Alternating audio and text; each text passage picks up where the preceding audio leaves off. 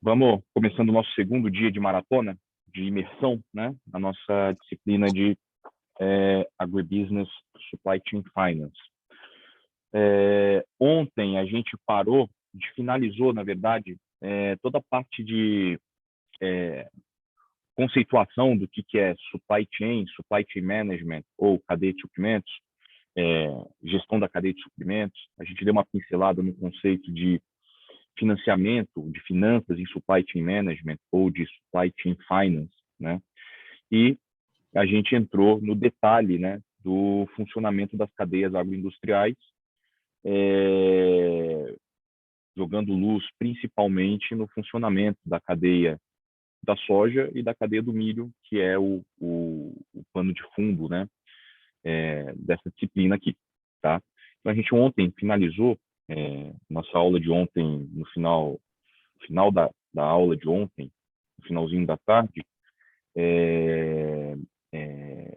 nesse momento a gente fechou, né, essa explicação sobre como funciona a cadeia da soja, como funciona a cadeia do milho, quais são os principais produtos que saem da cadeia, como é que as empresas de fornecimento de insumos e de bens de consumo duráveis se relacionam com o produtor e assim por diante. Nessa primeira parte, nesse primeiro momento da aula, a gente vai finalizar um aspecto importante que não foi possível de concluir ontem sobre cadeias de suprimentos agroindustriais, que é justamente o aspecto logístico das cadeias da soja e do milho. Então, a gente vai discutir um pouquinho, eu diria que nessa próxima hora e meia, como é que os produtos, né, como é que soja, milho ou farelo e óleo, né, os derivados da indústria da soja, de esmagamento de soja, como é que eles fluem dentro do Brasil e principalmente do Brasil para fora, né? E finalizando essa parte de logística, a gente inicia um novo conteúdo, um novo tópico de discussão que é complexo, que a gente não vai aprofundar no detalhe, mas a gente vai tentar pelo menos trazer uma boa noção de precificação, tá? A gente conversou já um pouquinho ontem, né, sobre as variáveis que impactam no preço da soja, do milho, das commodities de forma geral, e hoje, ainda na parte da manhã, a gente vai discutir um pouquinho da sistemática de precificação, como é que funciona na prática a precificação desses produtos no mercado, tá? Beleza. Dito tudo isso, vamos para o que interessa. Deixa eu abrir aqui o material de suporte e a gente já inicia.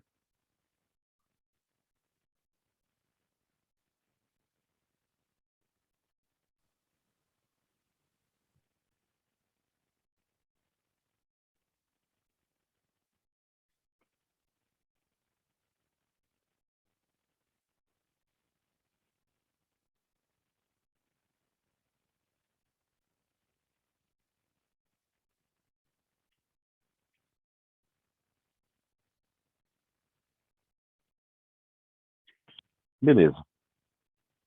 A gente basicamente abordou esse ponto, a gente conceituou cadeia de suprimentos agroindustriais, a gente falou um pouco da cadeia de suprimentos da soja, falou um pouquinho da cadeia de suprimentos do milho e paramos nesse tópico. Não iniciamos produção e logística de soja e milho no Brasil e logística de escoamento de grãos nos Estados Unidos e Argentina, que basicamente é um tópico para que a gente possa comparar, né, o Brasil, que junto com os Estados Unidos e a Argentina, o principal produtor de soja global, né? Então, a gente viu isso ontem, inclusive, naqueles gráficos de pizza, com aqueles dados que eu apresentei para vocês. Então, é importante que a gente entenda o que está acontecendo em termos de logística dessa cadeia, dessas duas cadeias de suprimentos no Brasil e que a gente faça uma comparação com os nossos principais competidores. A gente vai encontrar algumas coisas bastante interessantes aí nessa exploração.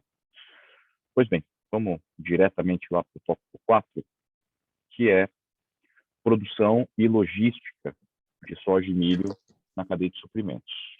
Compartilhando tela, tá bonitinho, beleza.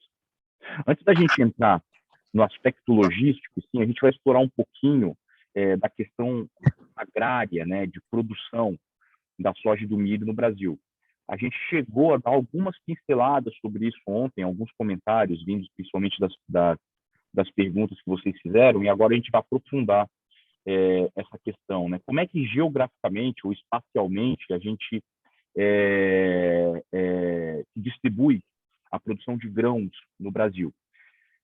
Eu acho que primeiro, antes da gente falar do histórico, né, como é que a gente tem esse mapa que vocês estão vendo aí atualmente, eu acho que é importante a gente falar do histórico, né, de como nasceu, onde nasceu a produção de soja, principalmente de soja e de milho no Brasil. Essa produção ela nasce aqui, né, aqui no sul do Brasil, tá? Então a cultura da soja e a cultura do milho, elas ganharam força sendo produzidas na região sul do Brasil. Então, se você observar o ano de 1970, cuja mancha está em laranja, a gente vai observar que o Brasil Central não produzia absolutamente nada, né, de soja e de milho. Repara, está tudo verde, né? Você tinha uma pequena produção aqui no norte da Bahia, no noroeste da Bahia, e a grande produção concentrada basicamente na região oeste do Paraná, meio oeste catarinense e noroeste ou norte do Rio Grande do Sul, né? Para quem é dessa região, a gente está falando aqui que o berço da produção de soja, 1970, é a região de Passo Fundo, é a região de Joaçaba e Chapecó, é a região de Francisco Beltrão, de Cascavel, de Foz do Iguaçu, e assim por diante. Então, esse é o berço da produção de soja aqui no Brasil, foi onde tudo começou, tá? 1970. Como é que essa produção de soja começou, né, na região sul do Brasil? Eu comentei um pouquinho sobre isso ontem, né? Ela começou a partir ou nas mãos principalmente dos imigrantes italianos, alemães, poloneses, ucranianos, mas principalmente italianos e alemães que povoaram a região sul durante os anos de 1900, tá? Eles vieram com toda uma cultura de produção em pequena escala, produção familiar, né, e uma mentalidade cooperativista. Nossa colega que é da região oeste de Santa Catarina comentou ontem, né, falou que fez um comentário muito pertinente sobre o relevo da região sul, justamente dessa região, né, aqui oeste de Santa Catarina, oeste sudoeste paranaense e norte e noroeste do Rio Grande do Sul. Uma região bastante acidentada, uma região com relevo bastante acidentado, muito diferente do que a gente tem, por exemplo, aqui no interior de São Paulo, para quem é do interior de São Paulo, né? Você vai para o interior de São Paulo e você vê praticamente uma planície, né? Você não tem grandes elevações, relevo acidentado, muito por conta disso que a gente teve um sucesso bastante grande da produção de cana-de-açúcar aqui em São Paulo, né? Cana-de-açúcar mecanizada, né? A mecanização agrícola ela requer um relevo favorável, o que não é o caso do sul do Brasil, né? O sul do Brasil, principalmente essa região que eu estou destacando aqui para vocês, é uma região realmente bastante acidentada e alta, né? A gente tem a Serra do Mar aqui cortando o litoral catarinense, paranaense e do Rio Grande do Sul. Você é exatamente como é aqui, né? Se a gente desce a Imigrantes ou desce a Anchieta, no final das contas a gente está descendo a Serra do Mar, né? Está indo 900 metros de altitude para o litoral. No sul do Brasil é exatamente a mesma coisa, a mesma formação rochosa. Então, o interior de Santa Catarina, o interior do Paraná, o interior do Rio Grande do Sul estão num platô, né? Eles estão num nível mais alto do que o nível do mar, tá? A diferença é que aqui em São Paulo a gente tem chapadões, né? A gente também está no nível mais alto, o interior de São Paulo está no nível mais alto em relação ao nível do mar, porém a gente tem uma formação já bastante plana. E na região sul do Brasil a gente tem, mesmo nesse platô, a 1.000 metros, 1.500 metros, dependendo da região, 800 metros acima do mar, a gente tem um relevo bastante acidentado. Enfim, tudo isso para dizer que relevo acidentado é um dos principais fatores que fazem com que a produção agrícola no sul do Brasil tenha a sua principal característica.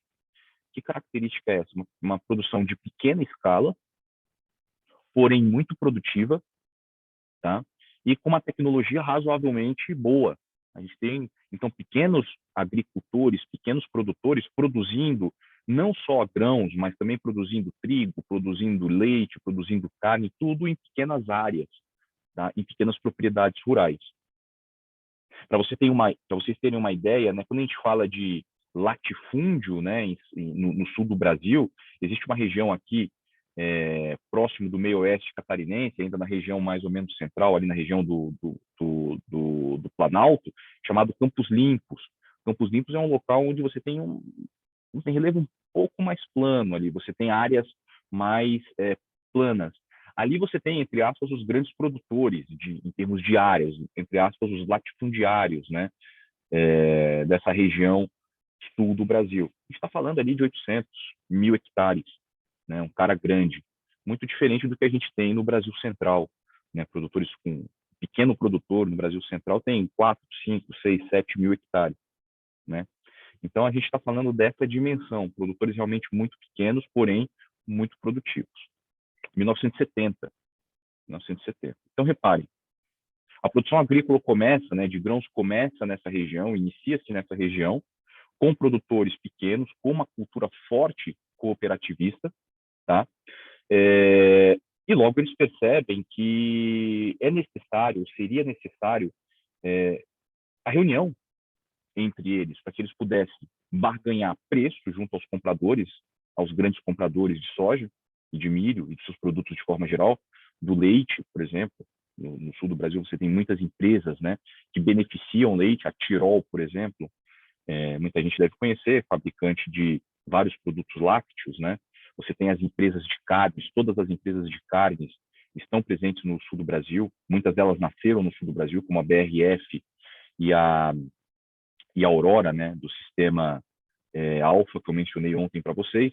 Então, você tinha grandes empresas compradoras dos produtos agrícolas, e tem ainda grandes empresas compradoras dos produtos agrícolas, e um público produtor bastante pulverizado, né? Bastante pulverizado. Por quê? Produtores pequenos, produtores familiares.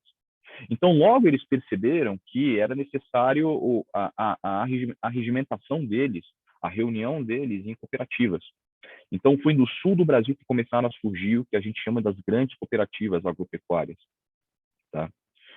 Surgiram muitas. Então, o sul do Brasil é marcado por grandes cooperativas e por cooperativas de cooperativas.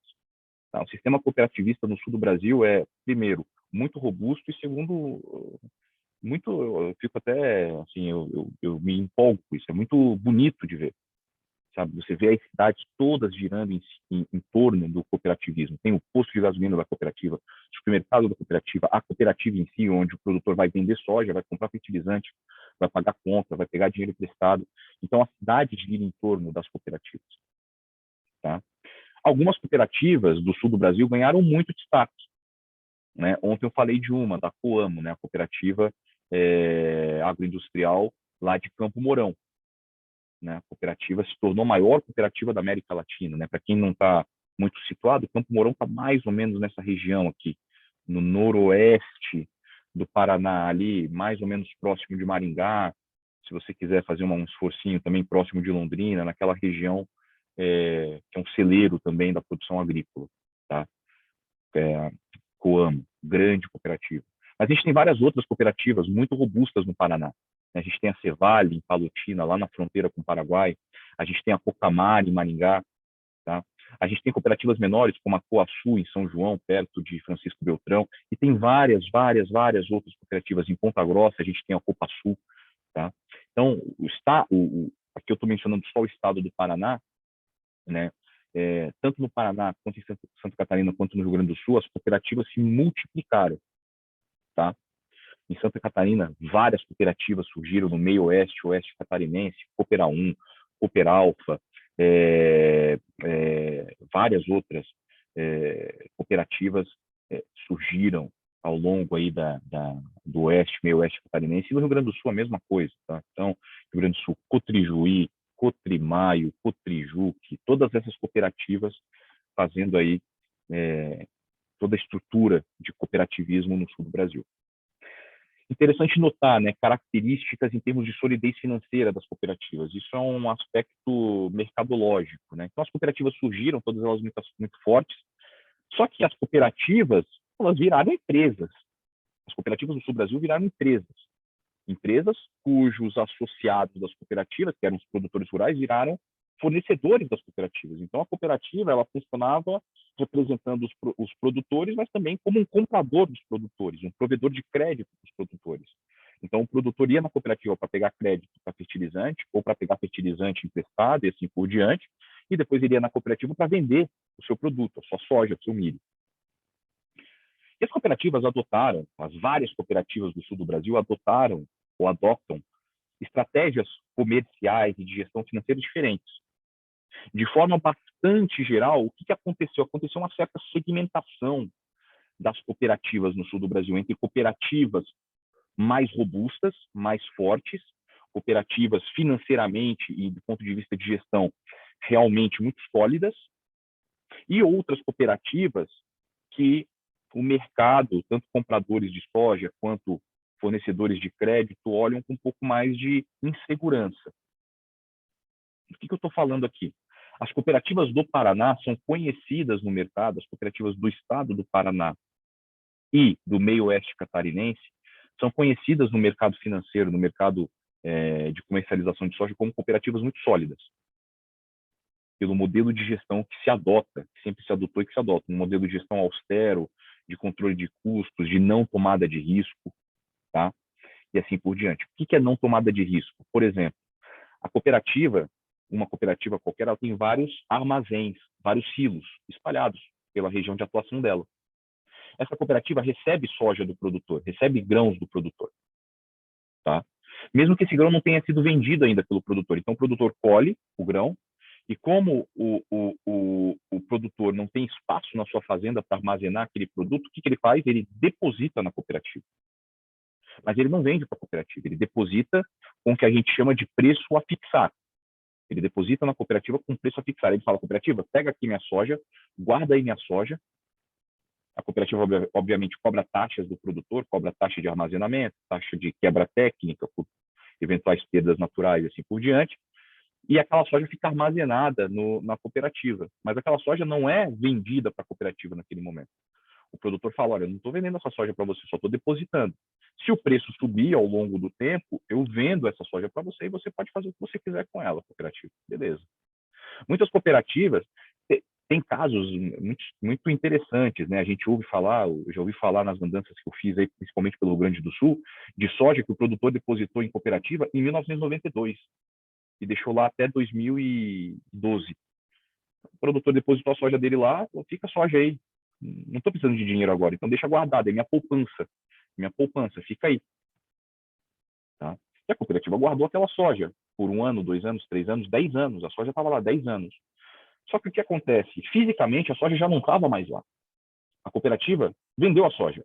Falou, cara, a cooperativa entendeu que tinha uma oportunidade de mercado, o preço subiu, ela falou, quer saber, eu vou vender essa soja aqui, porque o preço está muito bom. Então, quando esse produtor vier vender para mim no futuro, com certeza ele vai vir vender a um preço mais baixo. E muitas vezes isso não acontecia. Muitas vezes o preço subia, a cooperativa achava que o preço atingiu o máximo, ela vendia a soja, que não era dela, vendia a soja, aquela soja foi embora. Aí 1 ano depois, 2 anos depois, 3 meses depois, o preço estava uma pipocada. Por conta de dólar ou por conta de conjuntura internacional, o preço subia. Aí o produtor falava, cooperativa, aquela soja que está depositada aí, agora eu quero vender para você, por esse preço de mercado hoje. Aí a cooperativa falava, e agora? Eu vendi a R$80 e o produtor agora está querendo 120 na soja que eu já vendi.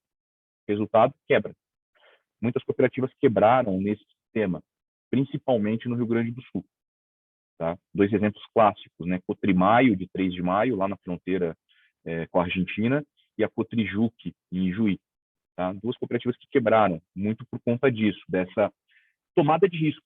Tomada de risco. A cooperativa, ao vender a soja que não era dela, ela tava, eu mencionei rapidamente para vocês ontem, ela estava tomando uma posição short. Ela estava indo vendida no mercado. Ela vendeu porque ela achava que ia comprar mais barato do produtor. Só que o preço subiu, o produtor foi lá e fixou o preço mais alto do que o que ela vendeu, muito mais alto. E esse desbalanceamento fatalmente leva a cooperativa para a lona. Tá? Então aconteceu muito. E as cooperativas do Paraná e de Santa Catarina são conhecidas, mais conhecidas por serem mais austeras em relação a isso. Então, não tomam esse tipo de risco. tá? Financeiramente falando, o pessoal gosta mais de trabalhar com cooperativas do Paraná e do Rio Grande e de Santa Catarina, de forma geral. Não estou falando que nenhuma cooperativa do Rio Grande do Sul é boa, muito pelo contrário, existem boas cooperativas no Rio Grande do Sul. Porém, pelo fato de algumas terem quebrado por conta desses procedimentos, meio que acabou trazendo uma fama ruim para toda uma região, tá?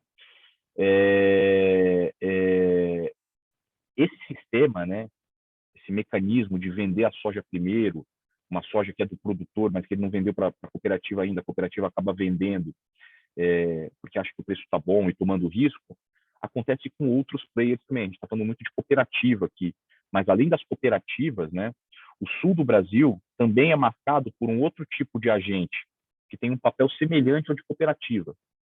Só que ela não é uma cooperativa, é um cerealista. O cerealista é um empresário, como nós. A gente poderia se reunir e falar, gente, vamos abrir um CNPJ e virar cerealista. O que é cerealista? Cerealista é um camarada que tem silos espalhados por uma determinada região, armazém, e ele presta serviço de armazenagem de grão, assim como a cooperativa faz. Assim como a cooperativa faz. Só que ele não é uma cooperativa, ele é um negócio, né? O negócio dele é ganhar dinheiro, não que o da cooperativa não seja também, mas o dele é explicitamente ganhar dinheiro com armazenagem, com a compra e venda, com a venda de insumos para o produtor, cooperação de crédito e assim por diante. Então, o cerealista tem um papel importante também, muito importante na região sul, além das próprias cooperativas. E muito cerealista também já quebrou por conta disso que eu falei. O cerealista recebe a soja do produtor, acha que o preço está bom, vende a soja, só que aquela soja não está fixada, não está vendida para o produtor, ela só está depositada no armazém. E quando o produtor fala, agora eu quero vender para você, a soja já foi embora por um preço mais baixo, quebra. Tá? Acontece bastante também. Beleza. Então, essa produção do sul do Brasil, ela começou em 1970, fortemente baseada em cooperativismo. É o que a gente tem até hoje, tá? Uma região fortemente baseada em cooperativismo. Só que os anos passaram, em 1970.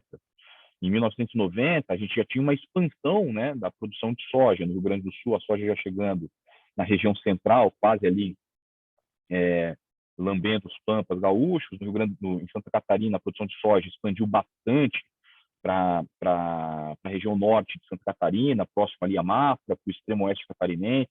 No Paraná, dominou o estado praticamente inteiro, principalmente esse berço, né, da região norte do Paraná, aqui de Londrina e Maringá, que possui talvez uma das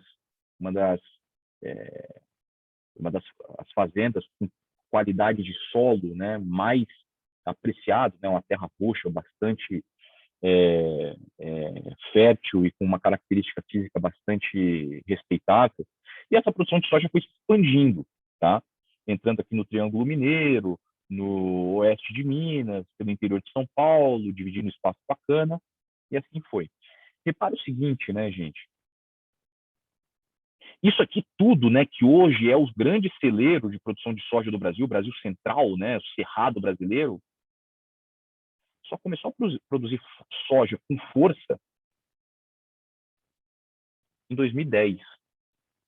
Obviamente que desde 1970 você já tinha, né, produção de soja iniciando no Cerrado, mas a produção ela se tornou evidente, forte no Cerrado a partir dos anos 2000, principalmente. Final dos anos 1990, início dos anos 2000. Tá? É recente, então a gente está falando aqui de uma região com 20, talvez 30 anos de produção. Tá? E quem são esses caras, né? Quem são os caras que produzem hoje no Mato Grosso do Sul, em Goiás também, talvez em menor escala, mas em Goiás, no Tocantins, no oeste da Bahia? Quem são esses caras? Quem são esses produtores? Em 1970, o Brasil Central ele era muito pouco desenvolvido, né? Você tinha muita mata, né? O Mato Grosso, praticamente metade do Mato Grosso era floresta amazônica, né? Floresta tropical. Então, você não tinha nenhuma atividade econômica relevante no Brasil Central. Só que o que aconteceu? Nos anos 1970, 1980, e aí é mérito principalmente do povo sulista e especialmente do povo gaúcho, né? Os produtores do Rio Grande do Sul, os gaúchos, com essa visão de exploração, né, de imigração, de tomada de risco, né, de empreendedorismo, a gauchada começou a perceber que havia possibilidade de produção de soja no Brasil Central. Começou a ouvir falar, a Embrapa estava trabalhando nisso, estava desenvolvendo sementes para o cerrado, estava trabalhando com a questão de melhoria da qualidade do solo, redução da acidez do solo, né? O solo no centro-oeste, no cerrado, é muito ácido, então você precisa corrigir o solo, e a Embrapa estava debruçada sobre isso. E os produtores rurais, pequenos produtores rurais no Rio Grande do Sul, começaram a ouvir, olha, o Cerrado, o Mato Grosso, diz que é área boa para produzir, diz que é área boa para produzir. E a área está barata, né? Você consegue comprar milhares de hectares lá, porque não tem ninguém, né? Muitos produtores no Rio Grande do Sul decidiram vender as suas pequenas propriedades, que valiam bastante. Eram pequenas propriedades, mas valiam bastante porque elas eram muito produtivas. Então, o cara vendeu 20 hectares no Rio Grande do Sul e comprou algumas centenas de hectares no Mato Grosso. Simplesmente tomou o risco. Ele vendeu a propriedade dele pequena, que valia muito, ele vendeu o apartamento dele de 70 metros quadrados no coração de um bairro nobre de São Paulo e resolveu comprar uma fazenda no interior. Essa é a lógica. Então, ele tomou risco. Ele falou, vou vender o meu negócio que é sólido, que vale bastante, e vou comprar terra nesse tal de Mato Grosso que eu nem conheço.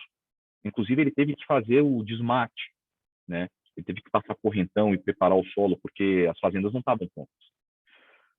Bom, meus amigos, o fato é que quem fez isso, a maioria se deu muito bem, porque o Mato Grosso virou o que virou, né? Então, o pessoal comprou muita terra barata, principalmente os gaúchos, mas não só os gaúchos foram os primeiros, mas muita gente de Santa Catarina e muita gente do Paraná fez o mesmo movimento, tá?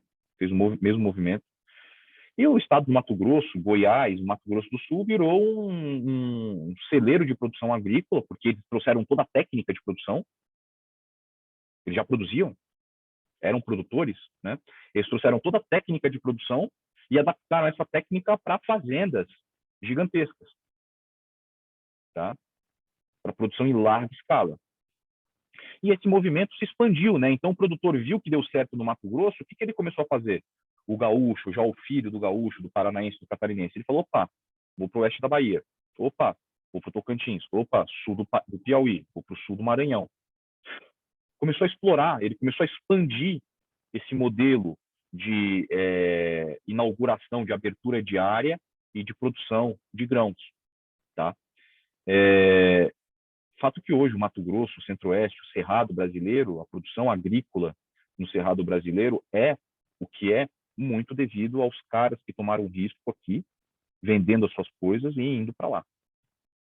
O pessoal foi a Embrapa, foi, todo mundo teve ajuda, o governo ajudou, mas quem falou assim, ó, eu vou vender as minhas coisas aqui, eu vou tomar risco num lugar que eu não conheço, foi o empreendedor, foi o produtor do Rio Grande do Sul, do Paraná e Santa Catarina. Foi esse cara que vendeu as coisas dele e foi para um lugar que ele não conhecia, ele abriu tudo e transformou o Brasil Central no que é hoje, tá? Que é um berço de riqueza. Então, mérito total desses pioneiros. Tanto que quem já foi, ou quem é, ou quem está, né, hoje, nesse momento, agora aí, em Goiás, em Mato Grosso do Sul, no oeste da Bahia, sabe que tem uma presença fortíssima de gaúchos, paranaenses e catarinenses. Sabe? Você sabe disso, entendeu? Né, tradição do povo do Sul, né? Eu lembro da minha avó, do meu avô, quem é gaúcho catarinense aí sabe também, paranaense, né? Minha avó sentava com a cadeirinha na frente de casa, ficava lá tomando chimarrão, né? O pessoal do interior, no Paraná, tereré. Você vai no Mato Grosso final da tarde, lá em Lucas do Rio Verde, para você ver. Mesma coisa, tá todo mundo lá, sentado lá, tomando chimarrão, tomando tereré, uma cultura que foi trazida, né? Do sul do Brasil para Mato Grosso, para Goiás, para Bahia e assim por diante, tá? Então essa é a história da produção agrícola no Brasil. Hoje, 2021, o Rio Grande do Sul foi o maior produtor de soja do Brasil. Depois o Paraná virou o maior produtor de soja no Brasil. Hoje, o maior produtor de soja do planeta, não do Brasil, do planeta, é Mato Grosso. O estado do Mato Grosso é o estado que mais produz soja no mundo, tá? No mundo inteiro, não só no Brasil, tá? O Mato Grosso produz 30 milhões de hectares, perdão, 9 milhões de hectares de soja, mais ou menos, 9 milhões de hectares, e mais ou menos, com esses 9 milhões de hectares, consegue colher mais ou menos 30 milhões de toneladas de soja, só de soja, sem contar o milho safrinha. Paraná é o segundo maior produtor de soja do Brasil, não sei exatamente a produção hoje, mas deve estar em torno de 12 a 15 milhões de toneladas, metade do Mato Grosso, metade. Depois vem o Rio Grande do Sul. O Rio Grande do Sul deve estar na casa de... É que o Rio Grande do Sul quebra muita safra, né? Por conta daquela questão que eu mencionei de chuvas, né? Chove... No Rio Grande do Sul chove, muitas vezes chove muito e muitas vezes chove pouco. Então, infelizmente, o produtor gaúcho sofre muito com quebra. Mas a produção do Rio Grande do Sul varia entre 9 e 12 milhões de toneladas de soja. São os três grandes produtores. Depois tem Goiás com 8 a 10 milhões de toneladas, Mato Grosso do Sul talvez com 5 milhões, e aí o restante aqui, Bahia com 2 ou 3 milhões, e os outros estados. Tá? Essa é a configuração da produção de soja no Brasil. Ponto importante, né, que está acontecendo nesse momento: existe uma disputa na produção de entre soja e cana aqui no interior de São Paulo, principalmente. Aqui no sul de Goiás também, mas o sul de Goiás já tem uma tradição de produção de grãos mais forte. Tem produção de cana e produção de grãos. Mas aqui no interior de São Paulo sempre foi muito marcado por cana. Sempre foi. A cultura principal do interior de São Paulo é cana-de-açúcar. E existe um movimento de expansão da produção de soja no interior de São Paulo também.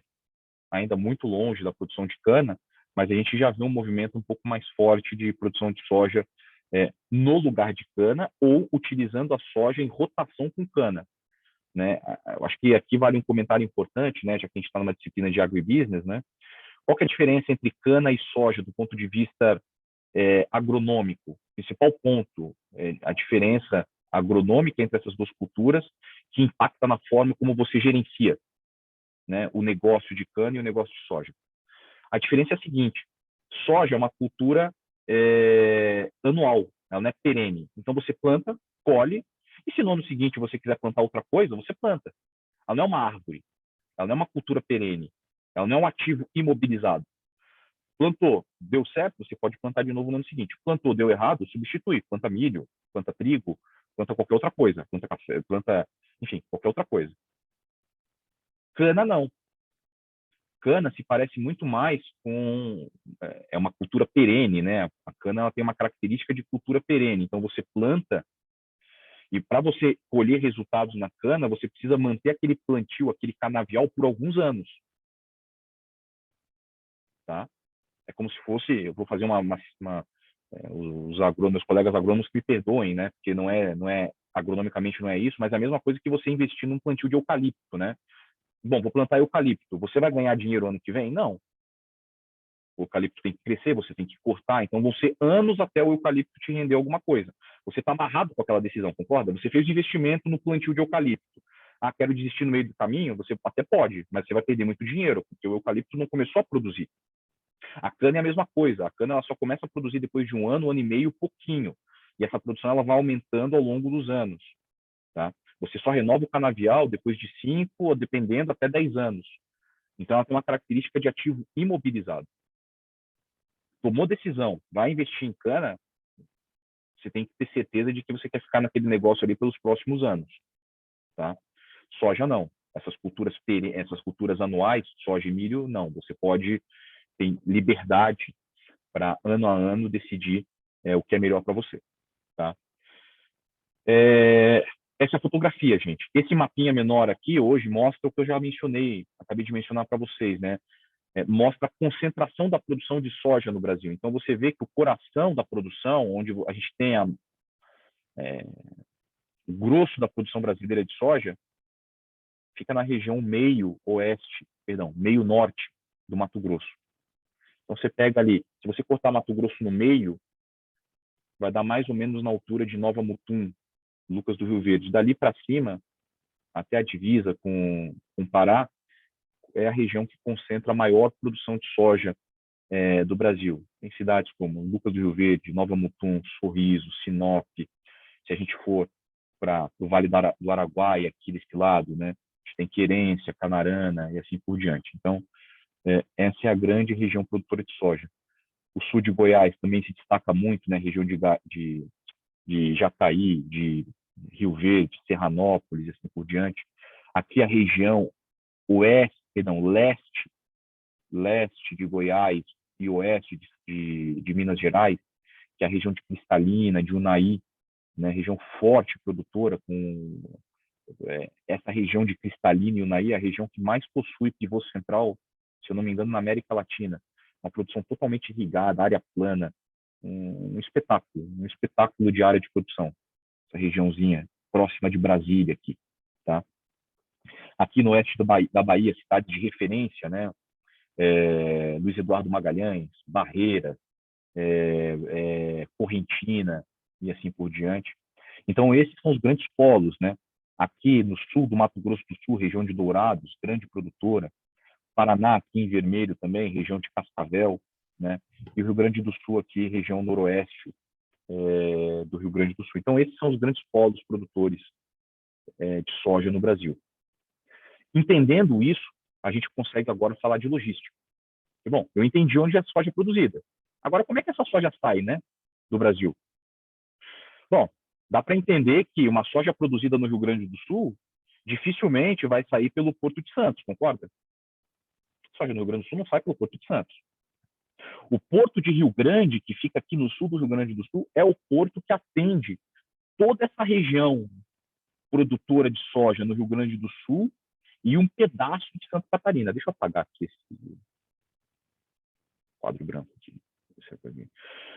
O Porto de Rio Grande é o porto que atende toda a soja do Rio Grande do Sul e um pedaço da soja de Santa Catarina. Esse porto aqui, porto relevante para a exportação de soja no Brasil, soja gaúcha, tá? Essa soja chega no Porto de Rio Grande por rodovia, principalmente, mas também a gente tem o uso de modal ferroviário em pequena escala. Tá? Outro porto muito relevante para escoamento de soja no Brasil é o Porto de Paranaguá. Tá? Esse é o porto mais importante do Brasil para soja. Tá? O Porto de Paranaguá é o porto mais importante do Brasil. Eu diria, o Porto de Santos é quase igualmente importante. É igualmente importante, mas o Porto de Paranaguá é mais tradicional. Eu vou explicar isso para vocês. Tá? O Porto de Paranaguá escoa toda a soja do Paraná, e eventualmente a soja de Santa Catarina também. Então, repara que Santa Catarina, né, tem várias vantagens, né? As praias, né? O estado em si, né? Difícil falar, né? Assim, eu gosto muito do Paraná, eu gosto muito do Rio Grande do Sul, mas Santa Catarina, né, meu estado é a cereja do bolo. E até nisso ele deu sorte, porque você desfruta de dois portos. O produtor as cooperativas de Santa Catarina, elas podem exportar ou para o Paranaguá ou para o Rio Grande. É praticamente a mesma distância. Então você arbitra dois portos. Você tem a possibilidade de exportar a soja catarinense por dois portos. Na verdade, por três portos. Porque a gente tem também o porto aqui, ó, de São Francisco do Sul, que está crescendo em importância.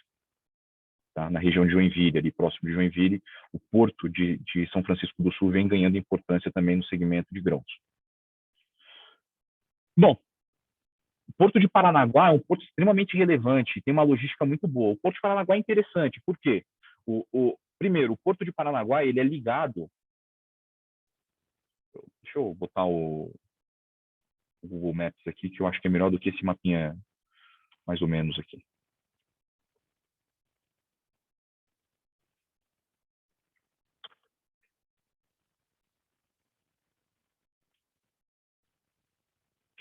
O Porto de Paranaguá ele é interessante, ele tem vantagens por vários aspectos.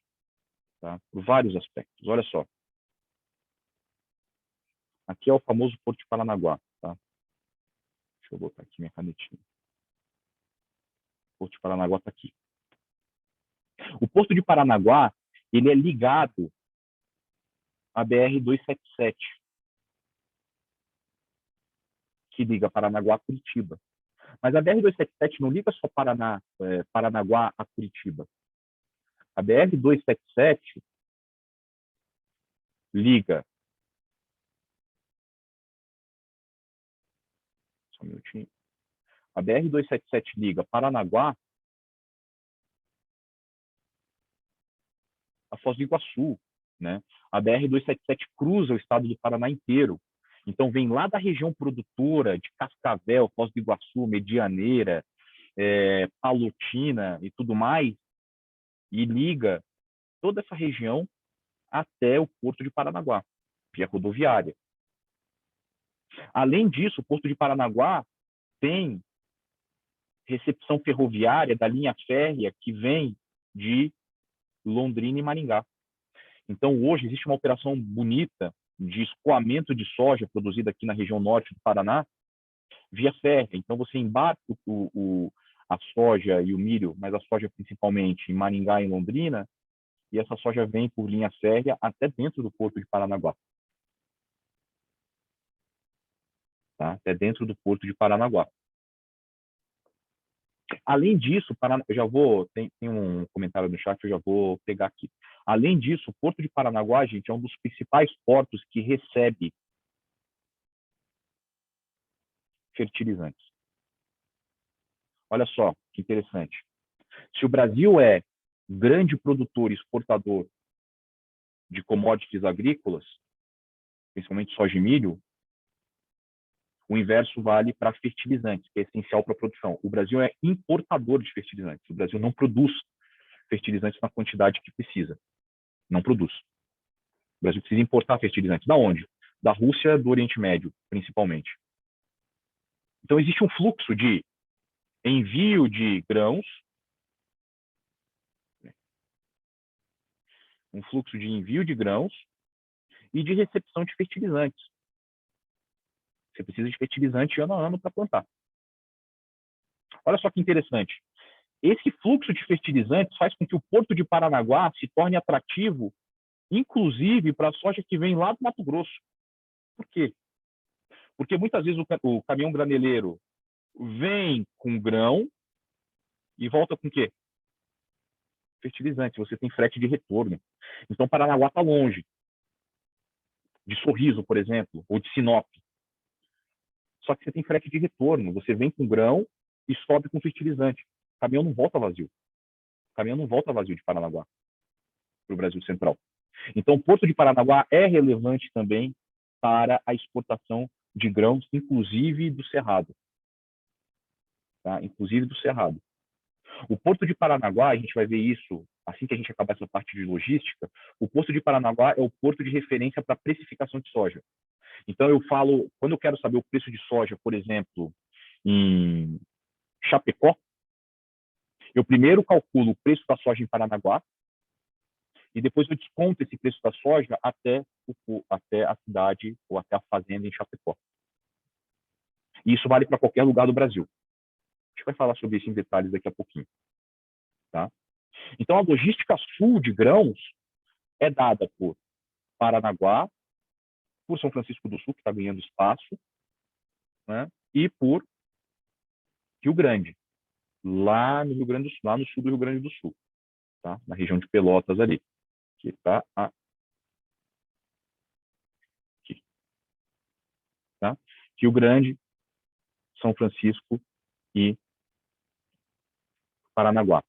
Para eu não correr o risco de não falar para vocês, e um dia vocês trabalharem com isso e falarem, pô, o professor não falou, outros portos também vêm tentando operar com soja no sul do Brasil, por exemplo, em Bituba, né? Aqui no sul de Santa Catarina, né? Entre Florianópolis e Criciúma. Né? Você tem uma operação ali crescendo de movimentação de grãos. Tá? Mas o forte mesmo é Paranaguá, Rio Grande e São Francisco aí correndo por fora. Beleza? Deixa eu pegar a pergunta, daí a gente vai subindo esse mapa em direção ao norte e vai fazendo essa mesma discussão. Tem uma pergunta aqui que é a seguinte: para conseguir exportar e escoar a soja ou milho nos portos, precisa estar integrado a uma cooperativa? Bom, então olha só, aqui essa pergunta é bastante pertinente e importante, né? A gente está falando que aqui no sul do Brasil os produtores são basicamente cooperativados, eles estão em cooperativas, né? A gente viu também que a China é o principal comprador de soja do Brasil, né? Da produção total do Brasil, 120 milhões de toneladas, mais ou menos umas 45 milhões de toneladas ficam para abastecer o mercado doméstico e o restante, 60 milhões, 70 milhões, 80 milhões, vão para a China. Então, a China é disparado. A exportação é muito importante para o Brasil. A exportação de soja é muito importante para o negócio de soja no Brasil. A pergunta é, o produtor exporta direto? O produtor tem acesso ao porto de Paranaguá ou ao porto de Rio Grande? Eu, produtor, se eu for um produtor rural, não tiver integrado a ninguém, eu posso exportar soja diretamente para o consumidor chinês, tendo acesso ao porto? A resposta é muito difícil, quase improvável. Por quê? Porque os portos, deixa eu dar um zoom aqui, os portos, dá um zoom em Paranaguá. Repara, quando a gente fala porto, o porto, na verdade, é um conjunto, né? Um conjunto de terminais. É um conjunto de terminais. Cada terminal está concedido para alguém. O porto é público. Toda a área portuária é pública, é governamental. Só que o governo não opera o porto. O governo fala, olha, eu vou conceder os terminais portuários para as empresas por 30 anos. As empresas fazem os investimentos no terminal portuário e elas passam a ter o direito de operar no terminal, naquele terminal. Então, olha só que interessante esse zoom em Paranaguá. Aqui vocês estão vendo todos os navios, né? Ó, os navios estão atracados aqui. Deixa eu pegar a canetinha. Os navios estão atracados, ó, todos eles atracados, tá? Aqui, ó, terminal, Rocha Terminais Portuários e Logísticos. Cargill Agrícola, terminal da Cargill. Tudo isso é terminal Cargill, ó, né? Coamo, ó, terminal Coamo, da cooperativa Coamo, tá? Vamos ver outro terminal aqui. Terminal da Fertipar, de fertilizantes. Terminal da Cotriguaçu, que é outra cooperativa. Aqui é a indústria da Coamo. Então, você vê que você tem vários terminais dedicados às empresas ou cooperativas. Então, a resposta para essa pergunta é possível o produtor exportar diretamente? Até é. O produtor pode vir aqui, ó, no terminal, no pool público, que está... Aqui, ó, o pool corredor. Esse corredor aqui é o acesso que os caminhoneiros têm ao terminal público. Apesar de você ter os terminais privados das empresas, você tem dentro do Porto de Paranaguá um terminal público, onde um exportador eventual pode exportar sua carga. Mas é muito difícil. É muito difícil. Por isso que o papel da trading, ou o papel da grande cooperativa, como a Coamo, que tem terminal portuário, é tão importante, porque toda essa logística de chegada do produto ao porto, descarregamento nos armazéns,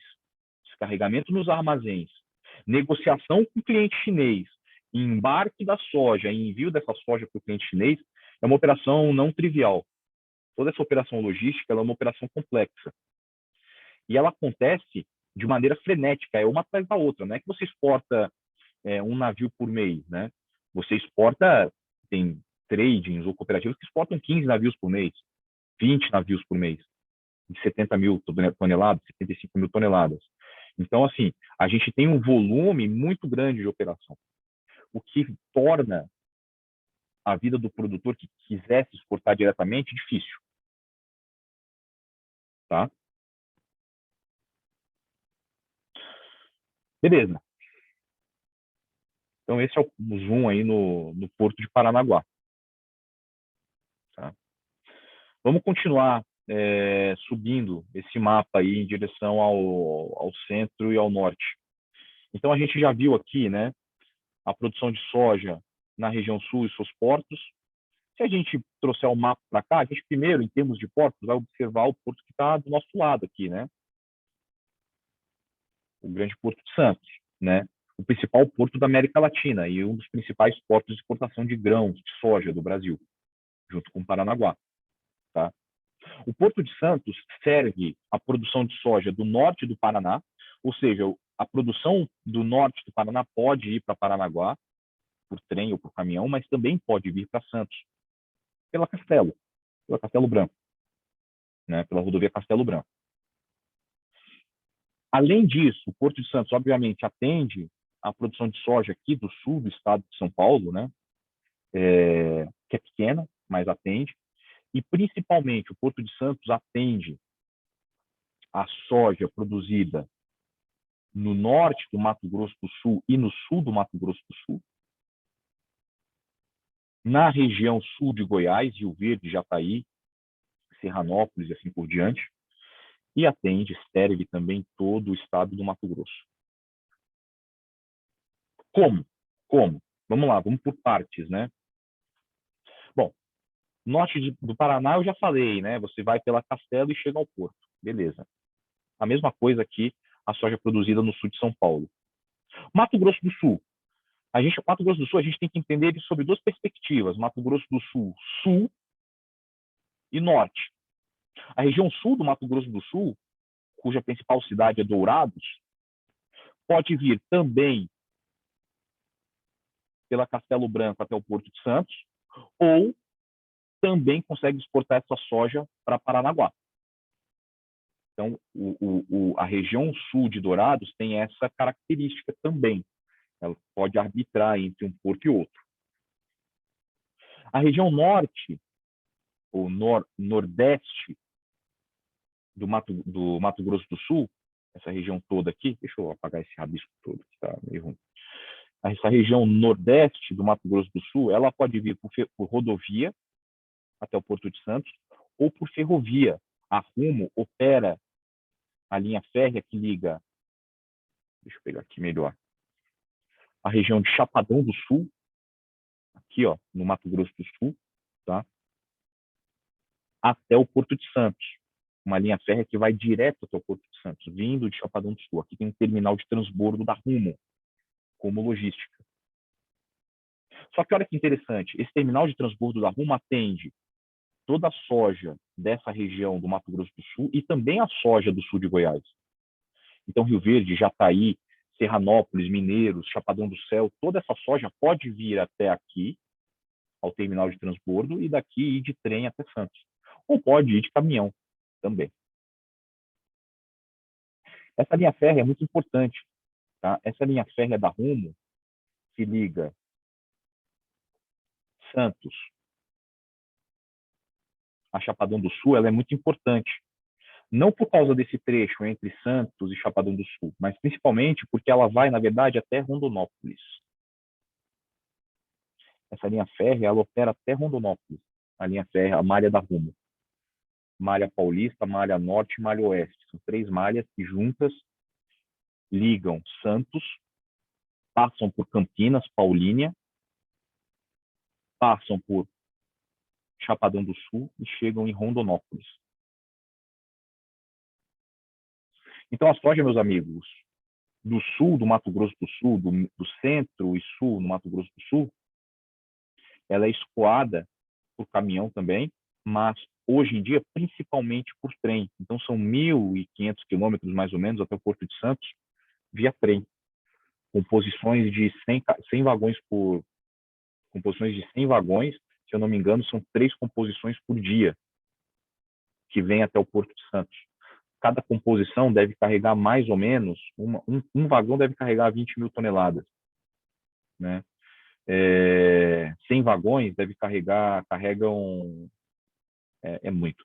Uma composição inteira eu acho que carrega 70 ou 80 mil toneladas. Então, 3 composições com 100 vagões vão carregar mais ou menos aí 200.000 toneladas, tá? Por dia.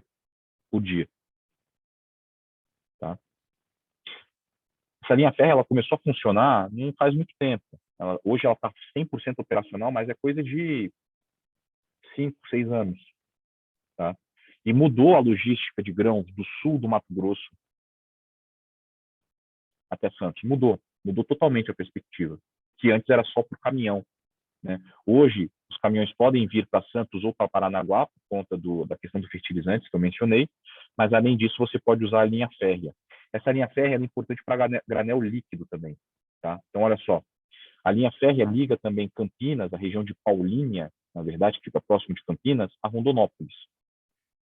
O que a gente tem na região de Paulínia? Alguém é da região? Alguém sabe me dizer?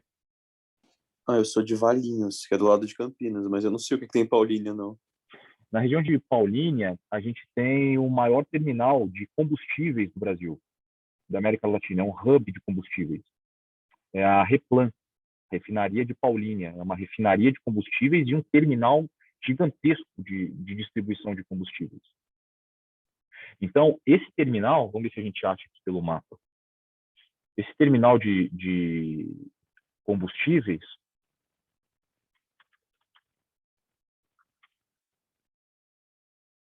bom dia, tudo bem? Aqui, ó, aqui é a Replan.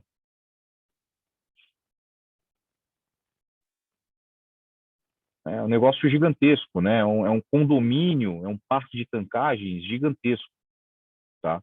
Gigantesco. Você tem uma movimentação intensa de combustíveis aqui. Você produz combustível aqui, produz diesel e gasolina, e você recebe diesel e gasolina vindo de outros terminais. Em resumo, as distribuidoras de combustíveis têm tancagem aqui. Então, se a gente for dar um zoom aqui, a gente consegue ver aqui na Replan, provavelmente BR Distribuidor, Ipiranga, tá vendo? A Ipiranga é uma distribuidora de combustível, ela compra e vende combustível, né? Ipiranga, BR Distribuidora está por aqui, Raizen, tá? Então, você tem todas as distribuidoras de combustíveis com terminais tancagem aqui. Bom, qual que é a importância disso para a linha férrea? E qual que é a ligação disso com a linha férrea? Bom, eu sei que Paulínia é um hub de distribuição de combustíveis, tá? Eu sei que Paulínia é um hub de distribuição de combustíveis. Produz e distribui diesel, gasolina, todos os combustíveis fósseis, tá? Aliás, um parênteses, né, para a gente entender melhor isso, os combustíveis no Brasil de origem fóssil, o que é combustível de origem fóssil? Gasolina, diesel, principalmente, eles são produzidos, gente, preponderantemente na costa brasileira. As refinarias de combustível estão espalhadas basicamente pela costa. Elas não estão interiorizadas. Você tem refinaria no interior, mas são poucas. A grande concentração de refinarias se localiza na faixa costeira do Brasil. Além disso, o diesel e a gasolina, quando é o caso importados, vêm pelos portos que a gente tem no litoral. Então, a produção de combustível ela é dada preponderantemente aqui, preponderantemente nessa região costeira. Quem já viajou para o interior do Brasil sabe que o combustível, por exemplo, no interior do Mato Grosso, no Tocantins, no interior do Maranhão, geralmente é bem mais caro do que o combustível em São Paulo, por exemplo. Senhor, já vi diesel a 5,10 no Mato Grosso. Pois é, Rodrigo, exatamente. Então, assim, por quê? Porque você distribui... O diesel é produzido na costa, esse diesel anda, né? Você tem frete até o Mato Grosso. Então, não tem como. O diesel em São Paulo está R$4, 3 e pouco. Em alguns lugares já bateu 4. Então, de 4 e pouco a 5,10, né? É uma diferença absurda. Isso é logística. Por quê? Porque o diesel, os combustíveis fósseis são produzidos preponderantemente na costa. Bom, dito isso, voltamos para a Paulínia. Os combustíveis são produzidos no litoral, na costa brasileira, né? E Paulínia é um hub de distribuição. Então, Paulínia produz combustível e Paulínia, além de produzir combustível, também distribui combustível. Vende combustível para os postos de gasolina. Bom, o principal transporte de combustível dos terminais de distribuição, tipo Paulínia, para qualquer posto de gasolina ou qualquer região é caminhão-tanque, né? Só que, meus amigos, a linha férrea que liga Santos a Rondonópolis passa por Paulínia. Então, a gente tem a nossa linha férrea aqui, Santos, Rondonópolis, que faz um desvio aqui em Paulínia. Pô, por que você está falando tudo isso, professor? Que papo é esse? Pelo seguinte, essa linha não transporta só granel sólido, não transporta só soja de milho. Essa linha aqui é super relevante para o transporte de combustível. As grandes distribuidoras embarcam combustíveis fósseis aqui, gasolina e diesel, e mandam via férrea lá para Rondonópolis. Pô, mas a composição vem vazia? Porque, bom, se vai diesel e gasolina que é produzido na costa até Rondonópolis, como é que o trem volta? O trem com os vagões tanque?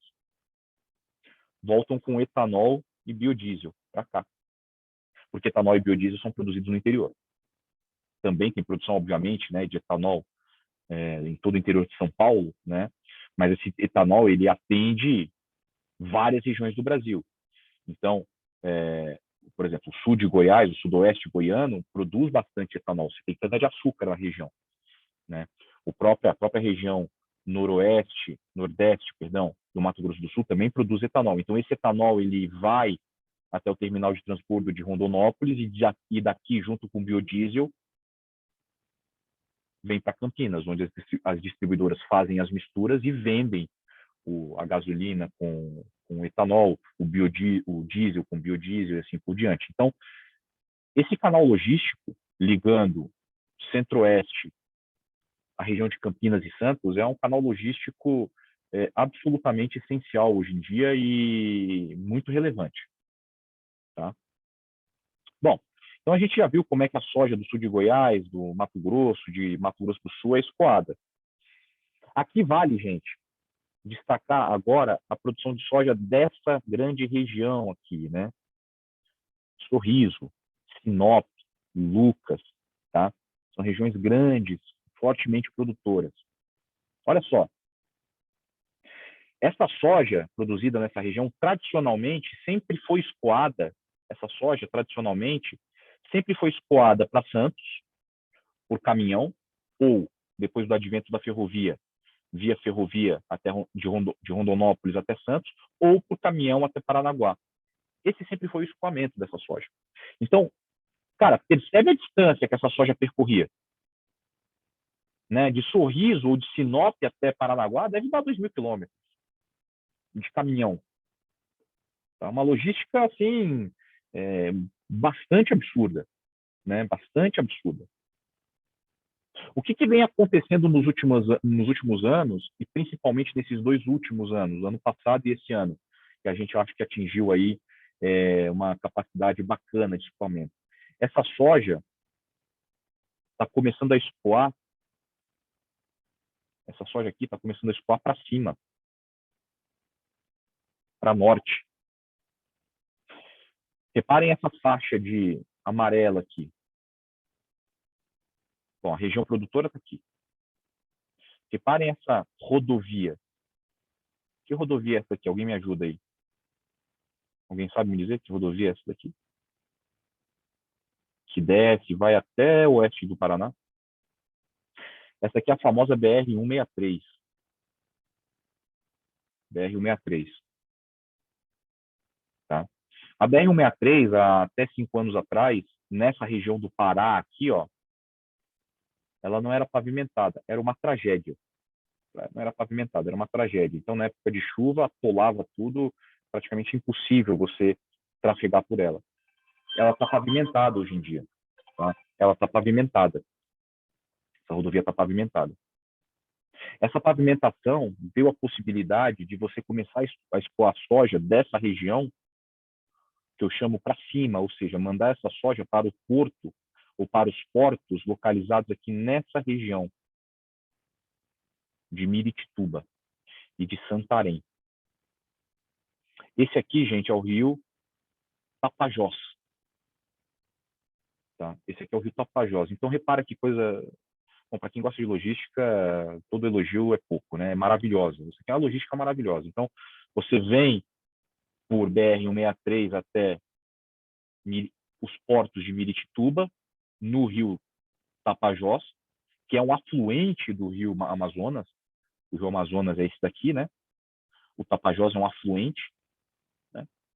Ou você vem, em última instância, até Santarém, embarca a soja aqui em barcaças, essa soja vem até Santarém, vai, é transbordada para navio, e daqui, ó, direto pelo canal do Panamá para a China, via Rio Amazonas.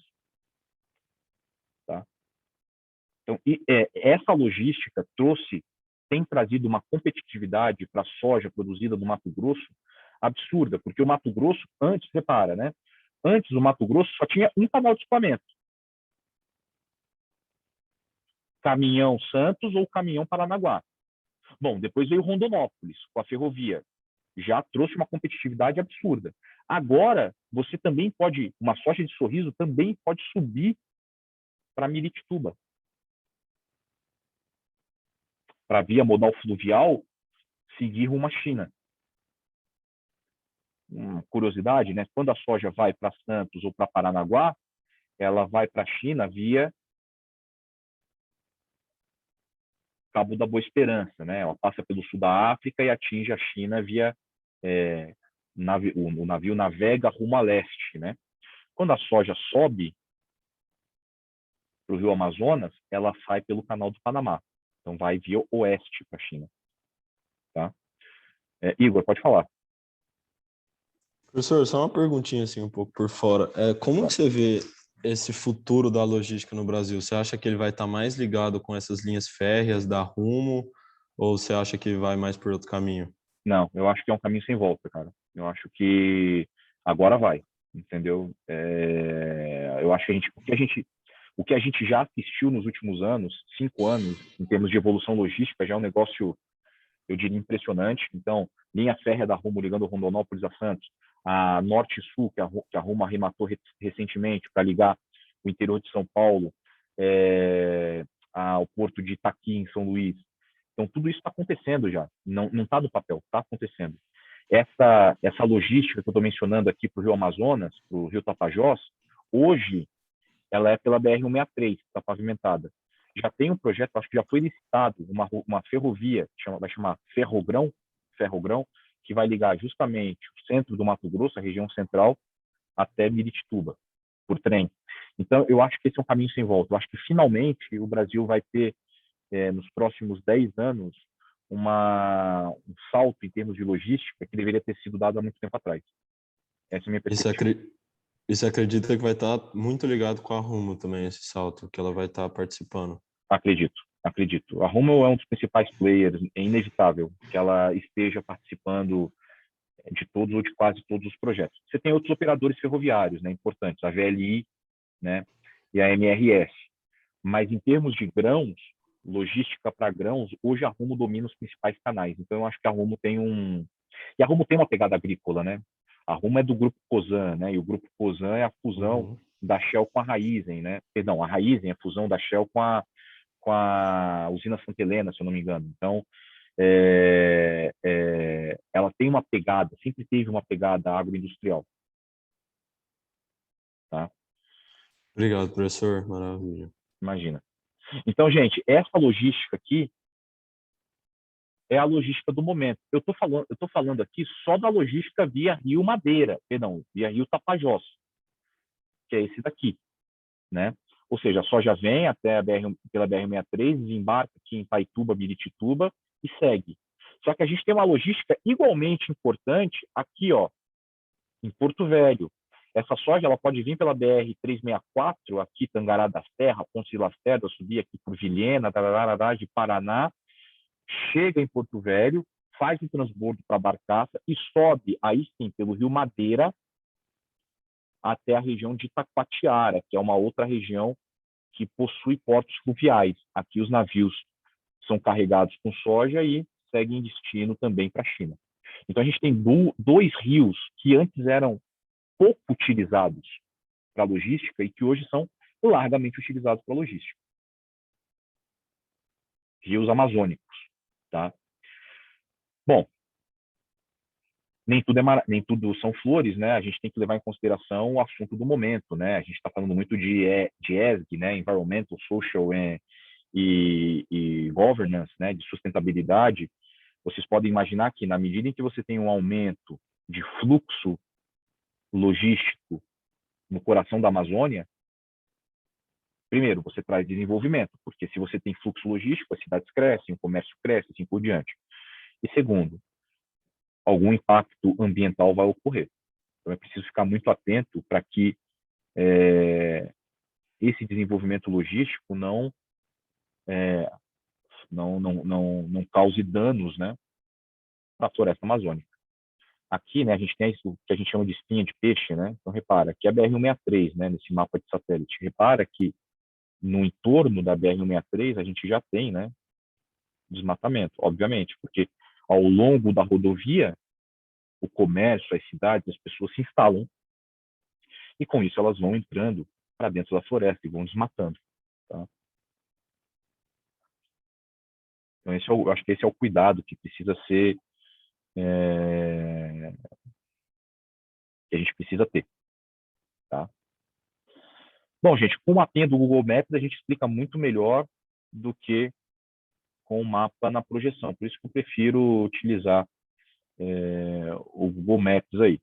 Ah, só um detalhe importante que eu acabei deixando de passar, eu acho que vale a pena. A gente falou muito da soja também, né? Produzida aqui na região oeste da Bahia, né? Luiz Eduardo Magalhães e tal. Essa soja, ela segue, geralmente, destino via Porto de Aratu, na região de Salvador, tá? Então, ela pega a BR, se não me engano, essa BR é a 282. Deixa eu ver aqui. 42, a BR 242, tá? Ela segue do oeste da Bahia até o Porto de Aratu, e daqui também segue para a China. Tá? Aqui eu mencionei alguns portos principais, né? Itaqui é um porto relevante também, então a gente poderia explorar aí a logística agroindustrial com um pouco mais de detalhe. Como não é o objetivo central desse curso, caso vocês tenham alguma dúvida adicional, a gente pode explorar. Tá? Beleza.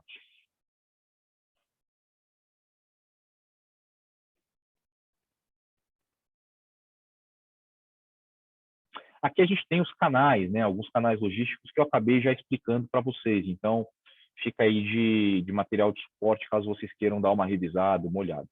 Tá? Aqui é importante esse mapinha. Tá? Esse mapinha, ele pega o centro-oeste brasileiro, tá? E ele faz uma projeção didática dos principais destinos da produção de soja e milho, na verdade, produzidos no Cerrado do Centro-Oeste. Então, as setas em verde são as setas que indicam exportação. Então, repara, né, a soja sobe, como eu falei, para os portos do norte, Taquatiara, Santarém e Belém, Barcarena, né, que eu acabei não mencionando, mas também é um porto relevante, o porto de Vila do Conde, em Barcarena, né, e segue para exportação. Da mesma forma, a soja segue para Santos e Paranaguá, principalmente, tá? Também vai para o Porto de Vitória, lá no Espírito Santo, próximo de Porto de Tubarão, na verdade, em Vitória, tá? Essa soja também sobe, né, para o Porto de Itaqui. Todos esses canais, essas setas em verde, indicam canais logísticos de exportação da soja do Brasil Central. Verde escuro. E esse verde mais claro aqui? Esse verde mais claro, pessoal, indica o consumo doméstico de soja e milho produzida no Centro-Oeste. Nem toda a soja, nem todo o milho, principalmente o milho, a gente sabe que uma boa parte fica no mercado doméstico, mas nem toda a soja é exportada. Um dos principais mercados consumidores de soja de milho e de soja, principalmente farelo de soja, é justamente o oeste catarinense, sudoeste paranaense e noroeste gaúcho. Por quê? Porque é lá que ficam as grandes processadoras de carne. Né? É lá que ficam os grandes abatedouros de carne, se você quiser utilizar o termo abatedouro. Tá? Você tem uma produção muito tradicional de proteína animal lá. E farelo de soja e milho, como a gente viu ontem, são insumos para ração animal. Tá? Então, essa região compra muita soja e compra muito milho do Centro-Oeste. Tá?